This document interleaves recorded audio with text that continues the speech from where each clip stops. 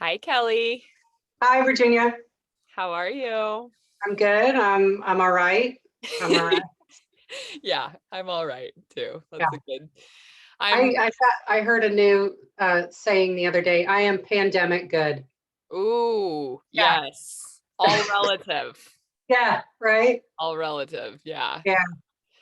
Uh, So, but we have so much to dive into, and I'm okay. excited to get to it. So, could you just tell us a little bit about all the myriad types of healing and divination and reading that you do in this life?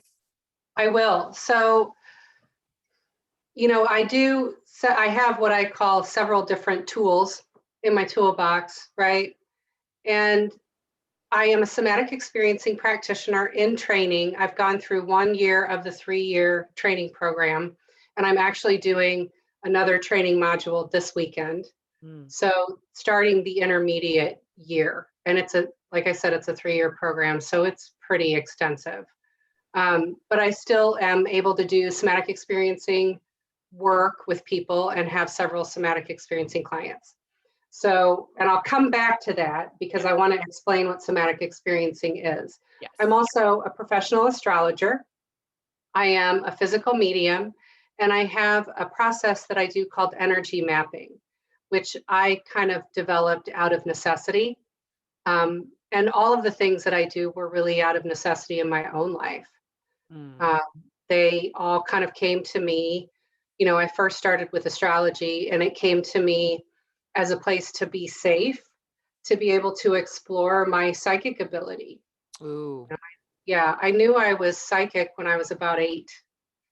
And I had an experience where I had a slumber party, Mm. and all my friends were there, and we were messing around with this phone, like a rotary phone, and it was for the wall, and it was on the floor unplugged. And I picked it up just joking around, and I said, "Hello, hello." And I heard a voice come back that said, "Hello." Like it was waiting for, I know, was waiting for me. And I hung up the phone, and my mom said, "What's wrong?" I said, "Somebody was on the other end of the phone." And she said, "No, there wasn't." Mm. And so that was kind of the end, right? For probably about 20 years. As Um, happens. yeah, yep. Scared me, scared my mom. And I just kind of shut it down. And then when I discovered astrology, I was like, oh, this is kind of a safe place to start to get my feet wet with metaphysical stuff, spirituality, occult things, all of that. So that's kind of how I started in with astrology. And that was probably 25 years ago. So Wow. I have been studying and using astrology for 25 years. And then as I was developed that, I got more comfortable with the different kinds of psychic abilities that I have. And then I started working with my energy Mm.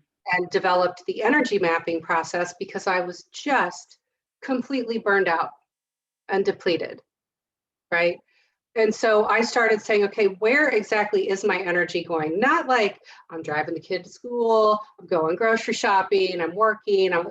Where is my heart energy going? Mm. Where is my soul, my third eye energy? Where is all of that going that's causing this huge deficit, Mm. right? And so I started to look at all that and figure out different ways to uh, reallocate my energy. And one of those ways is astrology, Mm. because you can look at your chart and you use it as like a map of your energy with all of the planetary placements and all of that. Yes. And then the last piece, when I started doing chart readings, was I started to connect with people physically, connect with their bodies, or somebody close to them, as what happened in your session. Is that okay if we talk about that? Yeah, Okay. I would love to just jump in for a second and tell about that because it's Yes, please.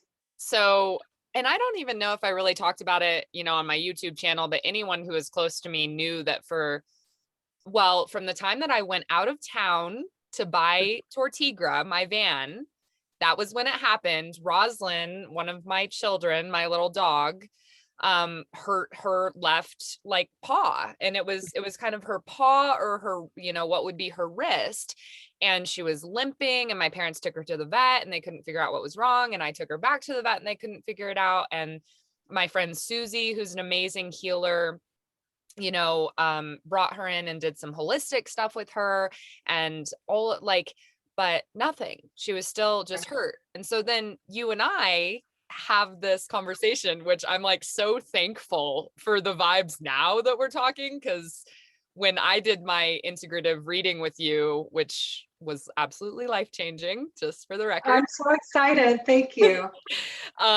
You know, I was still at my parents' house. I hadn't left. It was like this very terrible feeling of kind of like being trapped and like, why can't I leave? And so, you know, you had read my chart and you said these things and you're like, I just keep getting something about your hand. Like, something is wrong with your hand. Has it been hurting you? And immediately I was like, no, but I'm so constantly worried about my dog's paw. Right.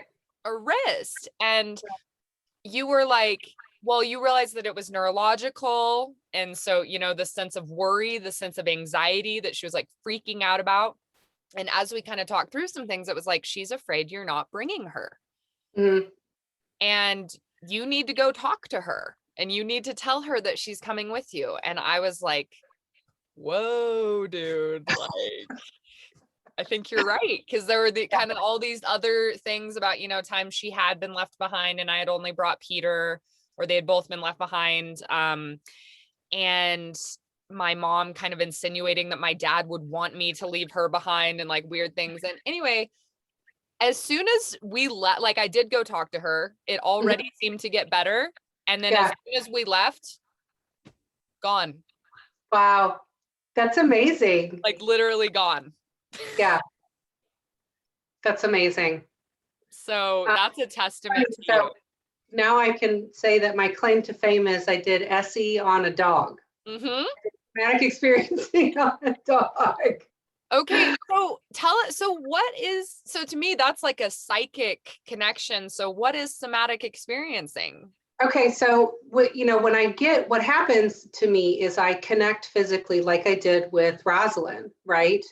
And I got, but typically that happens with clients where I get something in their body and like I feel it. Yeah. So, you know, I get these weird things and I'm like, ah, what is that? Why? Who's poking me? What's going on? You know, and then when I talk to the client, it is most of the time a place where they have had trauma, like they've fallen, they've had surgery, they have a chronic illness or something that they cannot resolve physically. Yeah.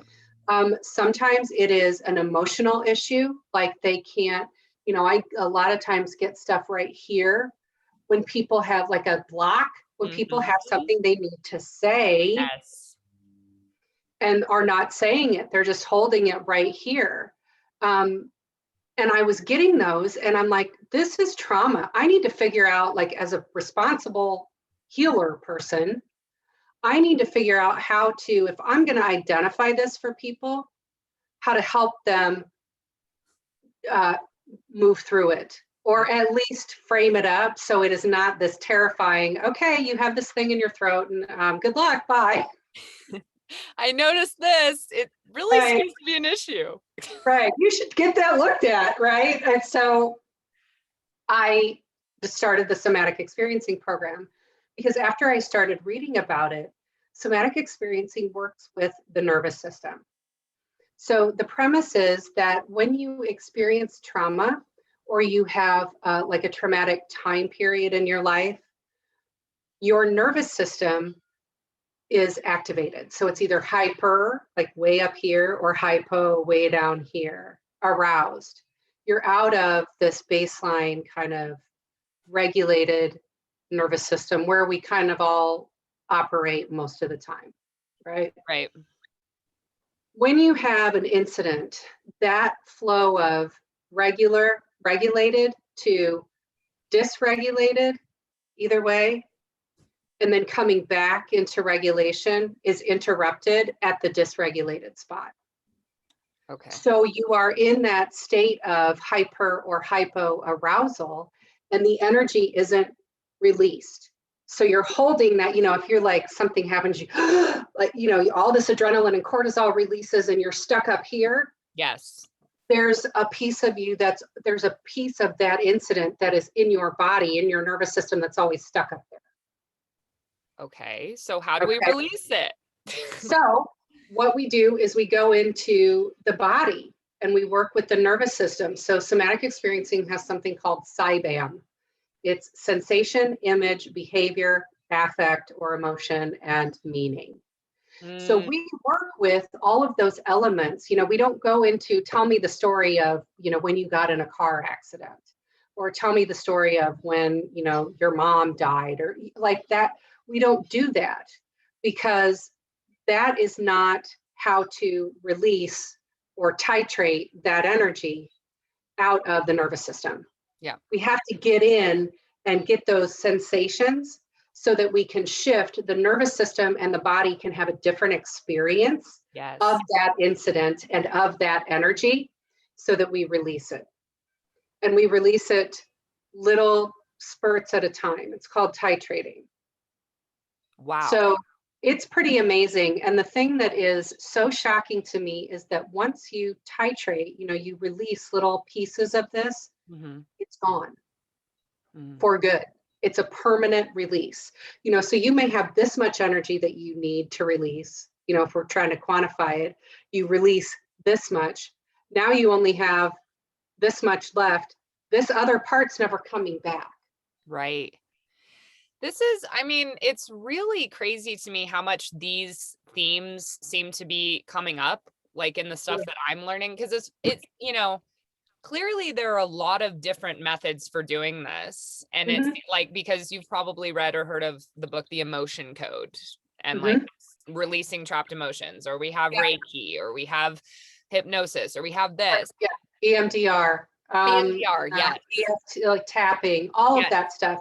It's all in the same, it is somatic work, right? So that stuff is working with the body.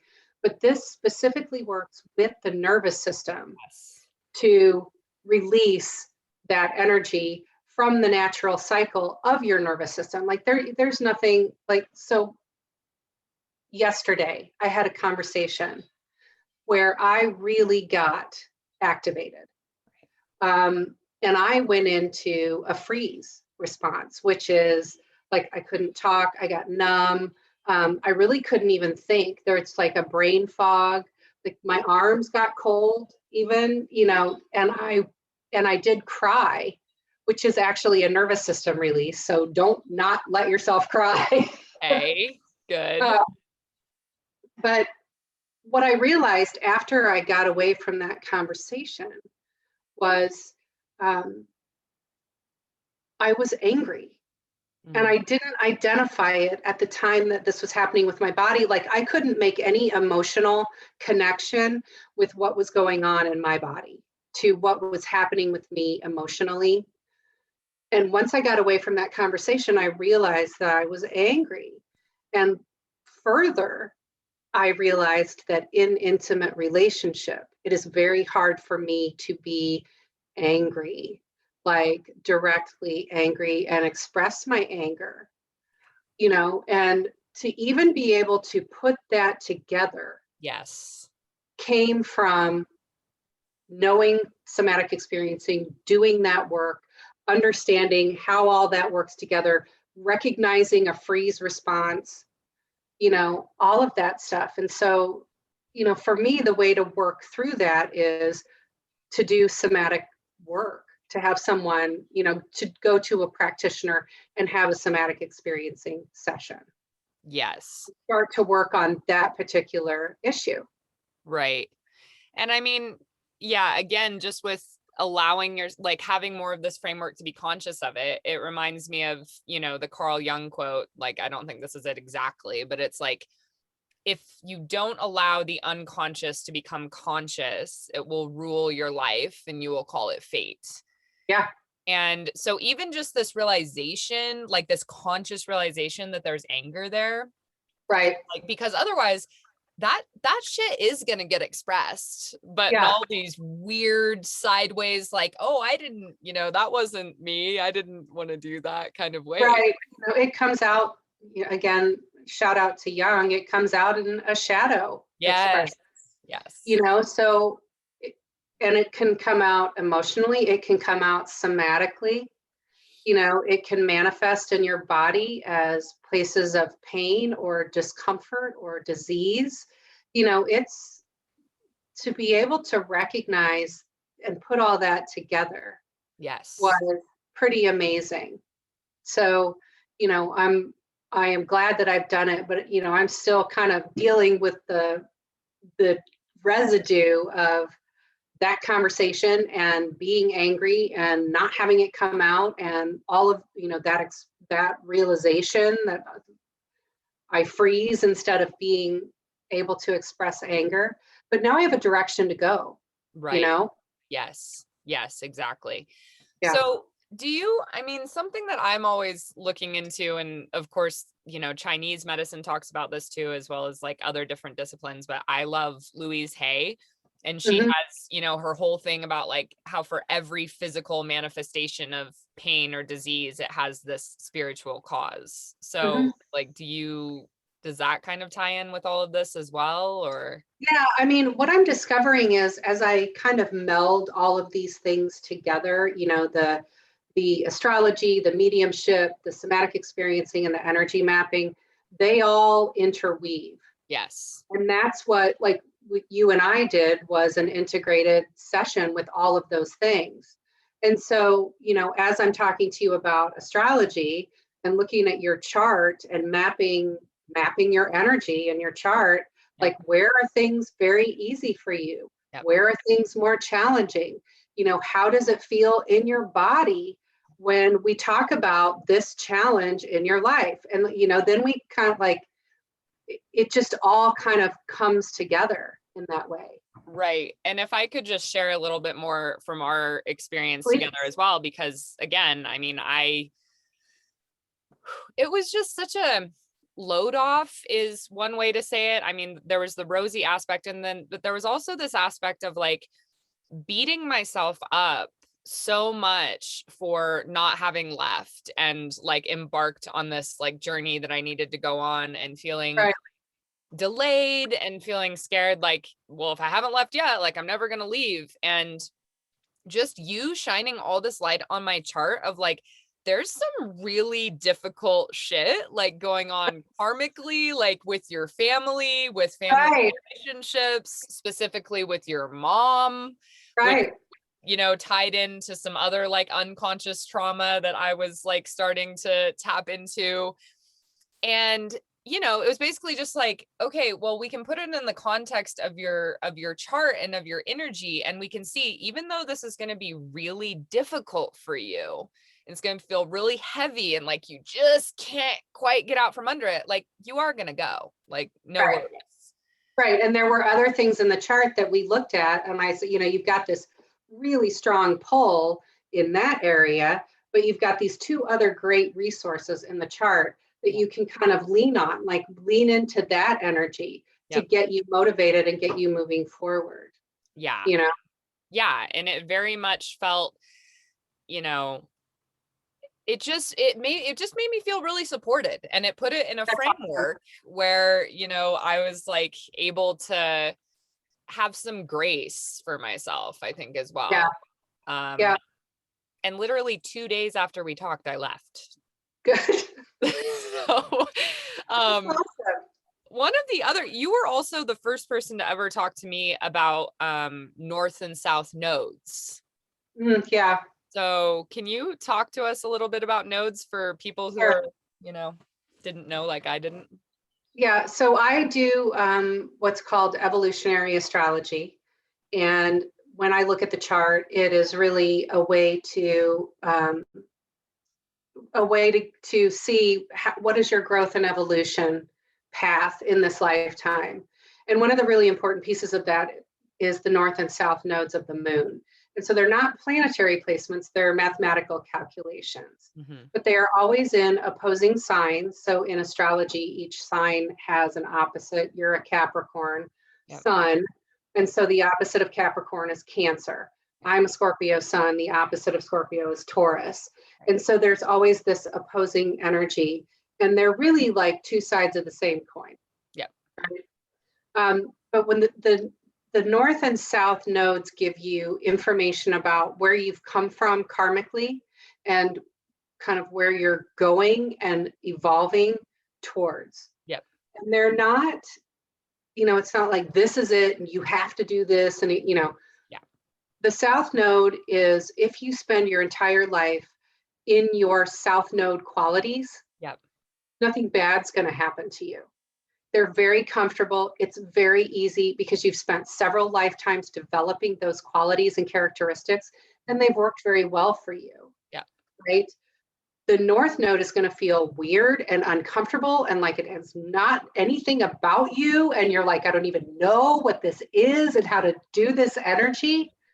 But that's, there is an intention and attention to developing those qualities. You really do have to be intentional about moving on that path.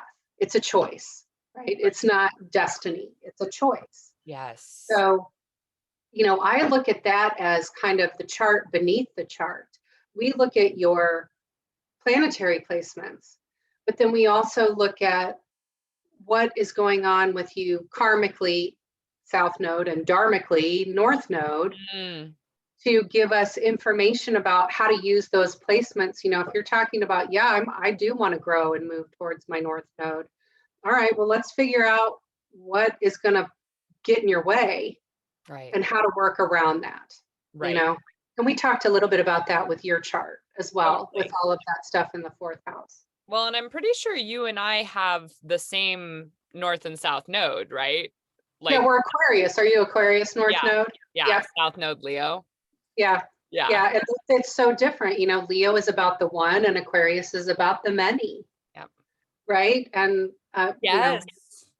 So it's, we both came from, our karma is, we were the stars, we were the center, we were the, Leo is ruled by the sun. It's the center of the universe, as are all Leos, they will tell you. That's not a slam on Leos. I love Leos. But it's a very bright, there's something that is irresistible about that Leo energy. It's very regal. It's very, Leos are very loyal, but is very much about that radiating out from a center. Yes. Right? You're the center. And when we move into Aquarius, that is, the ruler of Aquarius is Uranus.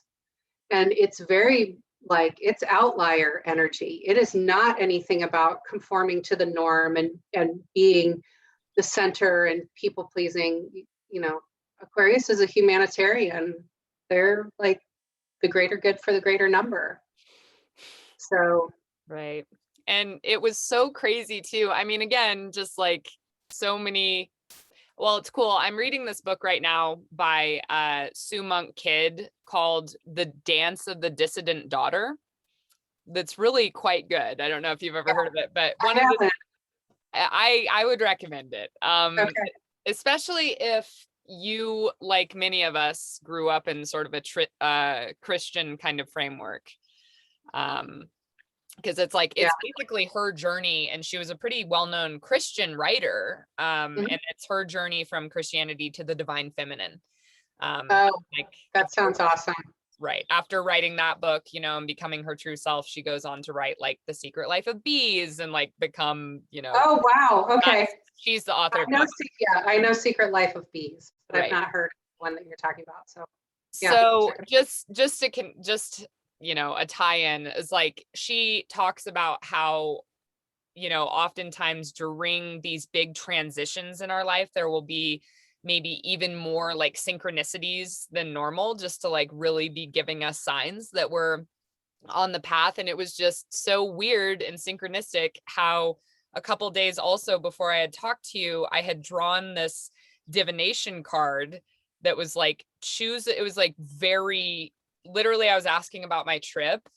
Yeah. Also then therefore about my life, I guess. But it was like, choose a new direction with only the two directions, north and south. Right. And I had been telling everyone, oh, where are you going on your trip? Oh, I'm going south. I'm going south. I'm going south.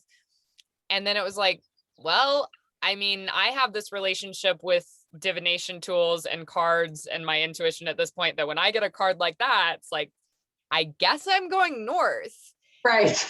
And then a couple days later, to hear you tell me about the significance of north and south nodes, it was just like, right. okay, like, here's your sign. Yes. Yes.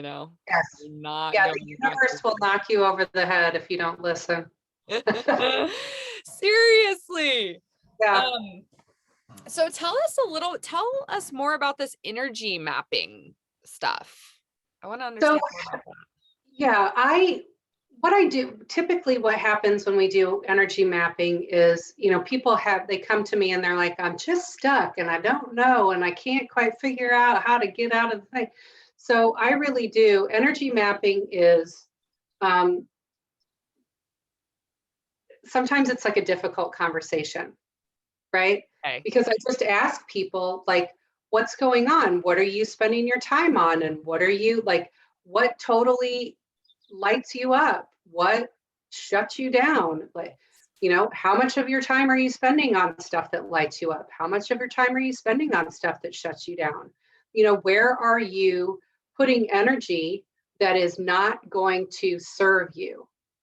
And it takes some digging. It is really, energy mapping is a nice way to say shadow work or shadow integration. Yes. Because that's really when you start to look at what people are doing and how they're doing it and how much time and how much, rolling around in their head they're spending on whatever it is that they think is the issue.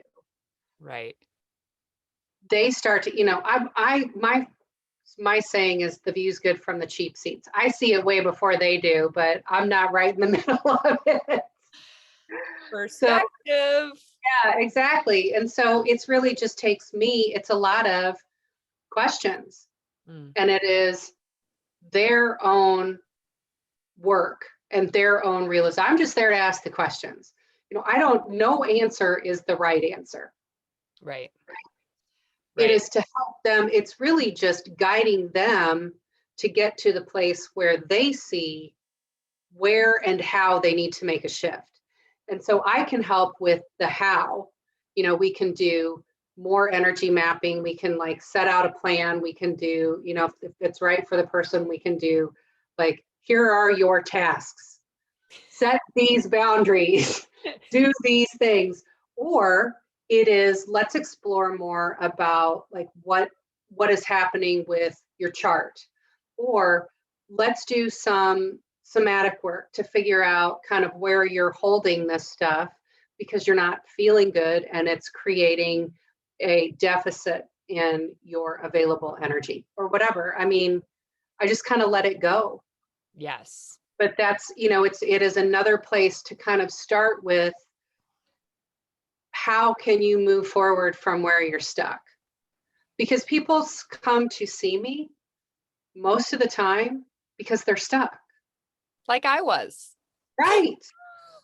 And they're like, yeah, they're stuck emotionally, they're stuck physically, they're stuck spiritually. They want to know more because they are feeling like something's missing. And that doesn't mean that there's anything wrong with you or them or whoever comes to see me. It just, sometimes you need a little help. Yes. Get moving, Yes.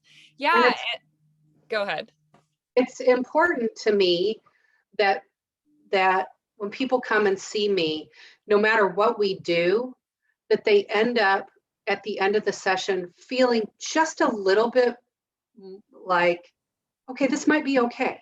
Mm-hmm. Everything might be okay. I had this meditation teacher and she said, everything will be okay in the end if it's not okay, it's not the end, right? And I always like, that's one of my mantras. But just getting people from this place of, oh my God, oh my God, oh my God, I'm stuck, or I'm not doing it right, or something's missing, like, to the place of, okay, something might be stuck and something might be missing, but I've got an idea of how to move out of that place. Just a little bit more, that it might be okay. Might be okay. Right. And You like, know? it's not because something's wrong with me. Mm-mm. And yeah, I mean, I feel like that's, I mean, and I was getting more into astrology, but until I really had that reading with you, and then have, kind of learned some other things since then from like light that you shed for me, it's like, it is just this way again, or the way I'm seeing it, of making things that are unconscious conscious, because it's like, whether it's somatic experiencing or the chart or the energy or or you could call that shadow work, it's like, there's a reason that things in your life are the way they are right now. You Right. just, like, from a conscious point of view, or you don't know what you don't know, can't see that. And then, like, Right. happened for me working with you, it's like getting this perspective of like, oh my gosh, like this just makes so much more sense now. Like I might still be a little bit stuck, but at least I have a little bit of a perspective why. Like I don't feel like Yeah. clueless and helpless. Yes. Yes. And there's also an element of, when you get that sense of like one thing clicks, it feels just a little bit safer. Like Yes. you don't feel so, "Ugh," and feeling safe is a baseline for being able to move forward. Because if you're stuck right in this place of feeling unsafe, all your energy is going to go into, how do I feel safe? How do I get myself safe? How do I get, and you resort to all number of weirdo self-protective measures that we all have that don't work. Maybe some of them do work. But you end up spending all your energy trying to feel safe, right? Yes. So finding some safety and a sense of safety in your body, in your spirit, with your emotions, just gives you that enough space to say, okay, let's reset. Let me move forward in this direction, or let me try this thing, right? So That that's a is huge piece of profound. it. Yeah. Yes. And that is truly profound, because again, yeah, it's like just this total energy suck. Mhm. Like you'll do, whereas you're not using any of your precious energy to maybe just do those like very few concrete things that would at least help to start to move you forward. But all of that is going into like, well, this has worked before to like keep me safe or keep me numb or keep me Right. in the dark or whatever. Yeah. To keep me from not having to acknowledge what's going on here. Right. Yeah.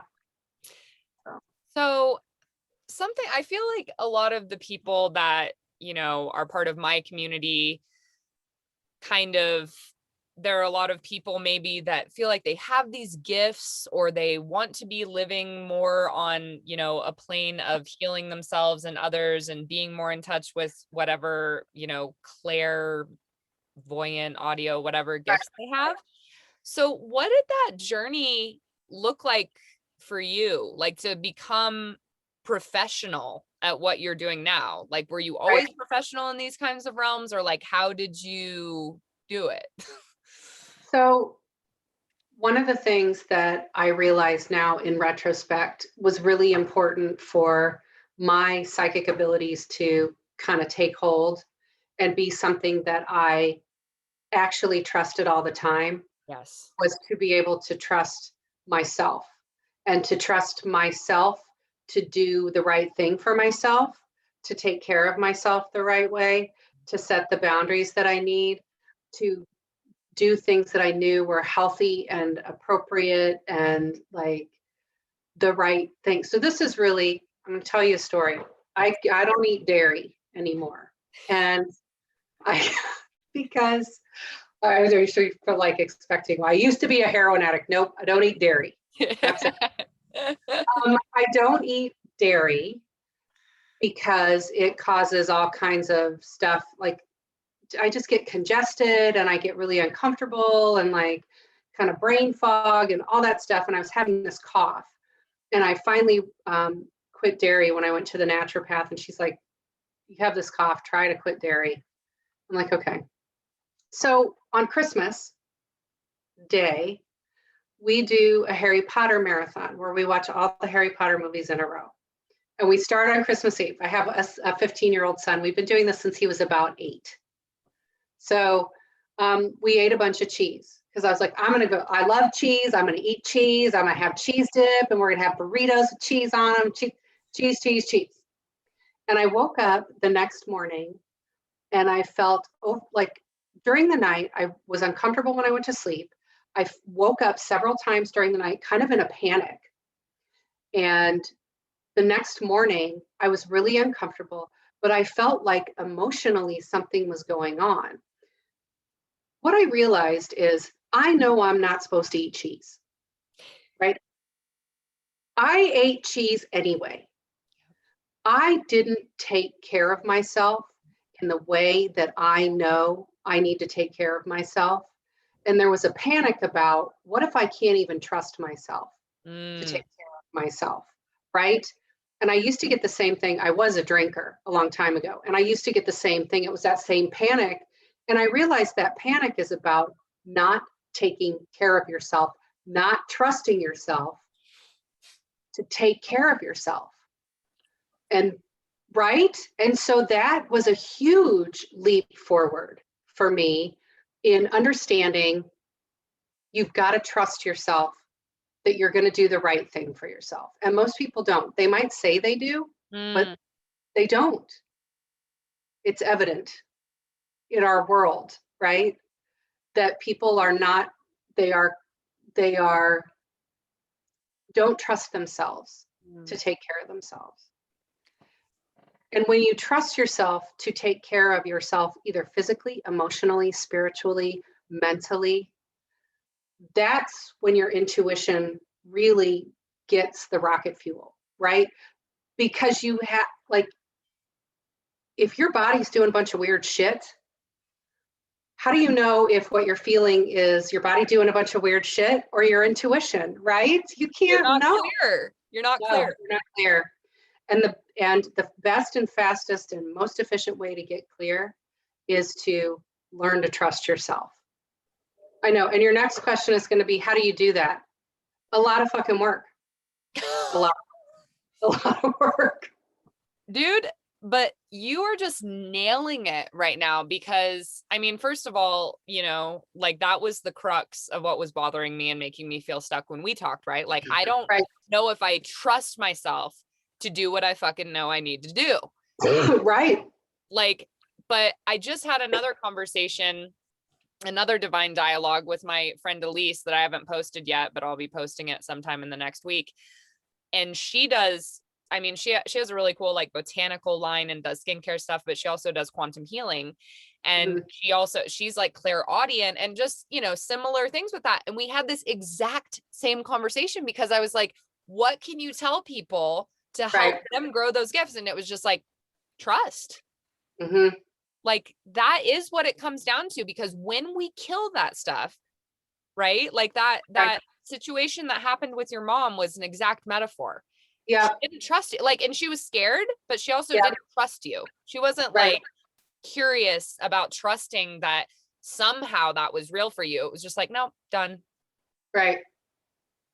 Well, and it is worth mentioning that she has intuitive gifts. Yes. That has been very difficult for her to accept. And she and I have worked together on moving her forward with her gifts and learning how those speak to her, because everybody, you know, all this stuff is different because, you know, people are like, well, how does it work? Well, hell if I know.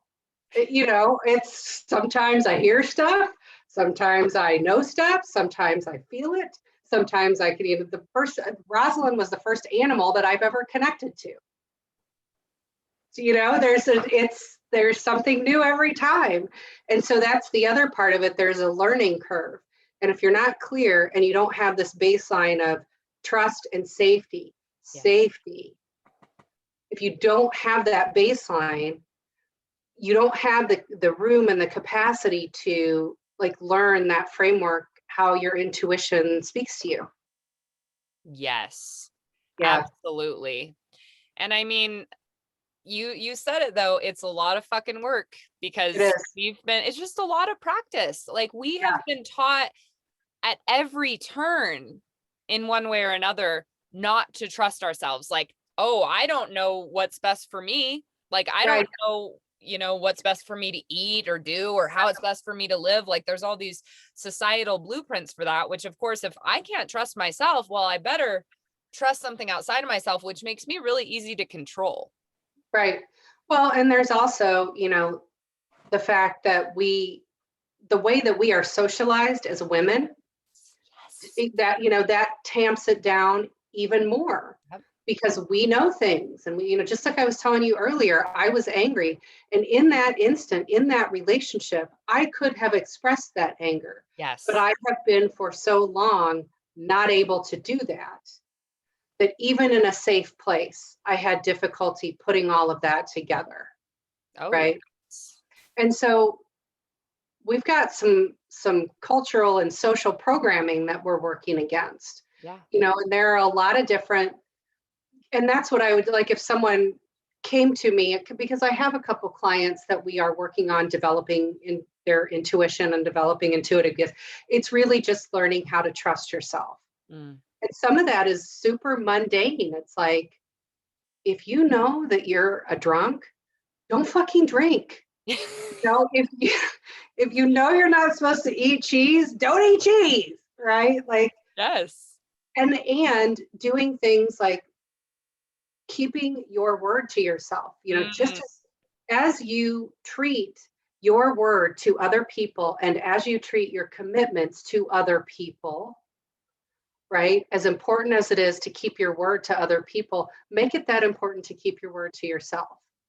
Yes, that is so beautiful. And this reminds me too, I have a very uh deep and usually remembered dreaming practice. Like especially Yeah, since I've been on this trip, like sometimes not exaggerating, it'll be like 5,000 words to write down like one dream. Like these are the right. kind like but I was talking to someone actually someone else who I met in Carolyn Elliott's community, and she she was one of the first people who wasn't like a friend or family member that I just tried out some dream interpretation stuff with. And everyone always wants to know like, well, how do you remember your dreams? How do you remember your dreams? And I've just realized, and I've been realizing this in myriad ways on the road, like when you show yourself or show in this case your dreams that you trust them Hmm. enough to take the time to write it down. Like, I trust that there's something meaningful about this. I don't Right. have to know what it is yet.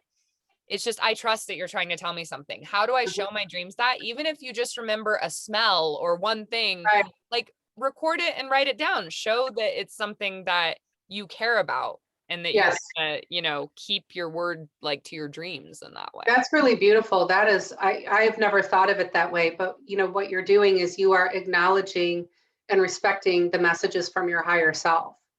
And Yes. you are showing your higher self and yourself that you do respect those those messages and setting this kind of, this tone of this is important.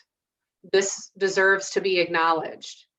Yes. And, that's another part of learning your intuitive gifts and learning how to understand those messages is respecting them, listening to them, not pushing it off as a coincidence or not pushing it off as that doesn't mean anything.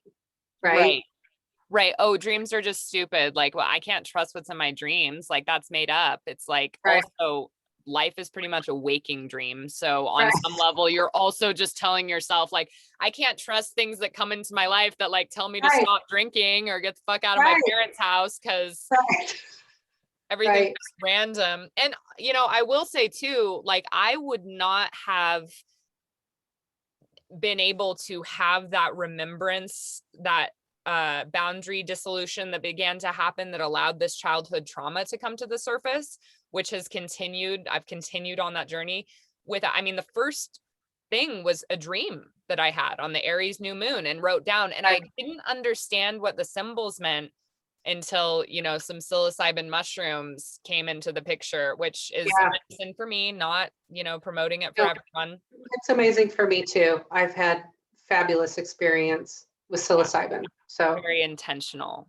yeah, And if I had just been like, well, that was a weird dream that didn't mean anything, or even like taking it literally and not been right, willing to let that wisdom kind of unfold in layers, like, then I guess I was telling myself, I don't trust myself to be able to work through what had happened. right. Yeah, So, okay, well, I knew that this was going to be an amazing conversation. me And too. I very much hope that we get the chance to not only talk, but also record our talking again in the future. I'd love to. And yeah, is there any kind of, I don't know, just like message that you would want to leave anyone who might still be listening to this with, as far as just why any of this matters, or I don't know, just anything that's coming to you? You know, there are a lot of things floating around about, your purpose, and we have to find our purpose, and we have to do things, and we have to follow our North Node, and we have to, it doesn't have to be grand. It doesn't have to be huge. Yeah. The way that I look at it is, if we can each as individuals raise our vibration, right? Raise our energy vibration, get just a little bit more clear than we already are, it raises everything for everybody. And the way that you do that, there are a number of ways to do that. And sometimes your purpose is, making sweaters for penguins, like, Yes. or it's like, it doesn't have to be this grand scale thing. But there's a quote that I really like. Brene Brown Hmm. wrote it, and it's really long, but the gist of it is, squandering your gifts puts you in emotional and physical distress. Like, Yes. not doing anything and not trying to at least figure out how you can contribute back puts you in distress. And I think, like, our lives are just about trying to figure out what those gifts are and using them as we kind of figure out. What I was doing 10 years ago is not the same as what I'm doing now. And it won't be the same as what I'm doing a year from now. As I figure out and hone my gifts and practice and use and, you know, move forward with them. And I I think, think very intrinsic to this is trusting what your yeah, gifts are and that your yeah, gifts matter, right? Because when I hear that Brene Brown quote, I can only just think of, people saying like, it's like not trusting that you have anything to give, and it's, or not trusting that, well, if I follow my own gifts and try and hone those, that's just going to be selfish. Like, no, that's actually maybe the most selfless thing that you can do, which is what you're saying. right. Yeah, we need you. We need you in this world. We need you. Everybody. Yes. Yeah. Yes. Well, thank you so much, Kelly. It's been a delight. And of course, I will be linking to all things you down in the about section of this video. And, Cool. Thanks. I know you are amazing to work with, and I would be just so happy for anyone else to get to have that kind of benefit in their lives as well. That'd be great. Thank you so much. I'm glad we got to talk today. Okay. Thank you too. Bye. All right. See ya. Bye.